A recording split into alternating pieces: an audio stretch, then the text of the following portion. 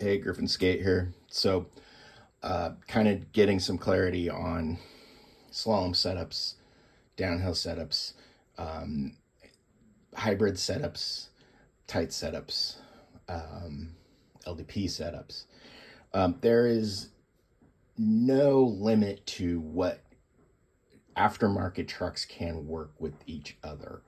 The reason why I say that is because every time that I try and prove myself wrong, I've proven myself correct in the fact that you can experiment pretty much with pretty much any kind of combinations. All the forums have like proven that time and time again. But the standard is the Bennett and the Tracker RT. This is an angled pivot. This is a forward pivot. Those are tried and proven to be the best combination for the least amount of money for lDP and for slalom and for downhill. I've seen it. I'm not going to say I haven't. I've seen guys ride slalom setups and beat the living out of people on a course. Those are the two least expensive. Then you get into, these are traditional trucks. These are non-traditional trucks. These are rear. This is a front. This is a modified offset. The reason why is so that it is centered around the kingpin, and it also brings the wheelbase a little bit slightly forward.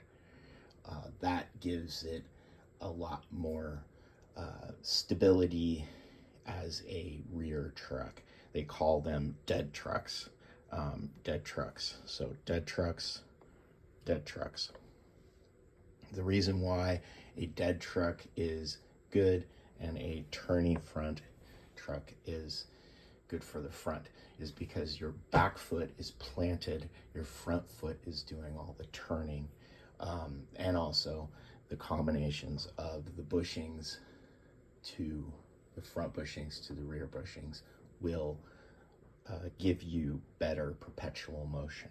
Okay, that is what is the key in any kind of pumping style setup.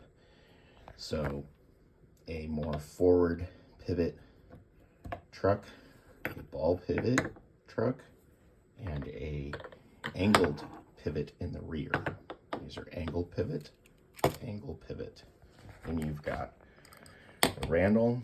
This would be a 125, 30 degree. This can be angled or wedged as a 0. It can also be wedged on a drop through. It can also be just a regular style wedge. Spring trucks, you get better spring back with a rear, and that is a great rear dead truck. This is a front tight turning truck. This is an 88 millimeter. It's modified. This one's also been modified. You can modify any of these trucks yourself. It takes a little bit more time to learn how to do that and to be able to be capable of doing that, but it is a doable process. Like I said, these are just the bare minimum of using, say, a forward and an angled pivot as a slalom setup. And it gets all into precision and all the modifies and the different deck styles, different wedging, different bushing combinations, and different washer combinations to give you the peak of performance with all of these different trucks.